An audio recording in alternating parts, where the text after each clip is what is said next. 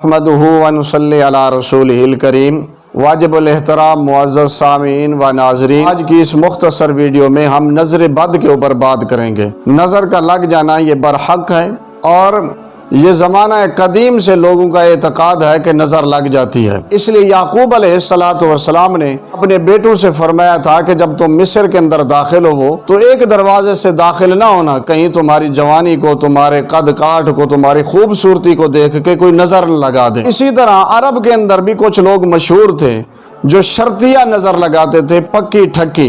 अब इसलिए नज़र तो लग जाती है, उसका इलाज क्या है? और नज़र का लग जाना ये हदीस से भी साबित है। अगर फरमाते हैं अल आइन हक़्क़ुन, नज़र बर हक है। और फरमाया अगर तकदीर पे कोई चीज़ गालिब आ जाती या सबकत ले जाती, तकदीर के दायरे को कोई चीज़ फाड़ देती, तो आका फरमाते हैं वो नज़र बद है।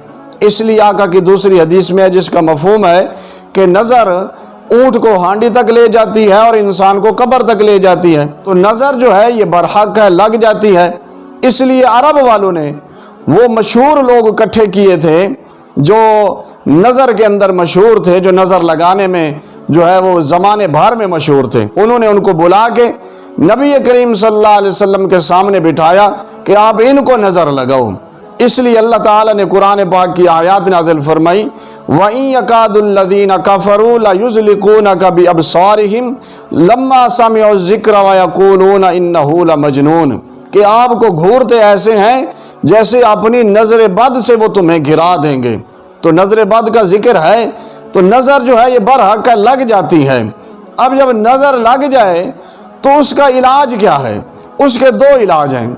अगर आपको मालूम है फलां बंदे की नज़र लगी है तो आप उसको बुला के उसके जो वुज़ू वाले आज़ा हैं वो धुला के किसी बर्तन में वही पानी जो है जमा करके आप जिसको नज़र लगी हुई है उसके ऊपर डालें, इंशाल्लाह ठीक हो जाएगा। और ये हदीस में आया है और पहले ज़माने में इसी तरह इलाज करते थे अरब वाले। इसमें एक सहाबी नहा रहे थे, दूसरा सहाबी वहाँ से गुजर रहा था। उसने कहा वाह जी वाह, कितना खूबसूरत जिस्म है, आज तक तो मैंने ऐसा जिस्म नहीं देखा। बस वो सहाबी वहीं पे गिर गए। और जो नहा रहे थे जिनका जिस्म खूबसूरत था तो इतने बेहोशी का आलम हो गया कि अपना सर नहीं उठा सकते थे। नबी पाक सल्लल्लाहु अलैहि वसल्लम की खिदमत में लाया गया। आपने फरमाया क्या हुआ? इसी तरह सहाबा ने कि या रसूल अल्लाह पूरा मामला सुनाया। नज़र लगी, किसकी लगी जी? फलां सहाबी ने ये जुमले कहे। तो आका ने उनको बुलवाया और फरमाया क्यों तुम अपनी निगाहों से किसी को कत्ल करते हो? जब तुम्हें किसी की चीज़ अच्छी लगे आप क्या कहो? बारकल्लाह, माशाअल्लाह कहो, उसे दुआ दो। तो आपने उस सहाबी का क्या किया जी? वुज़ू वाले आज़ाद धुलवाए और वही पानी उसके ऊपर डलवाया जिस सहाबी को नज़र लगी हुई थी, तो वो ठीक हो गया।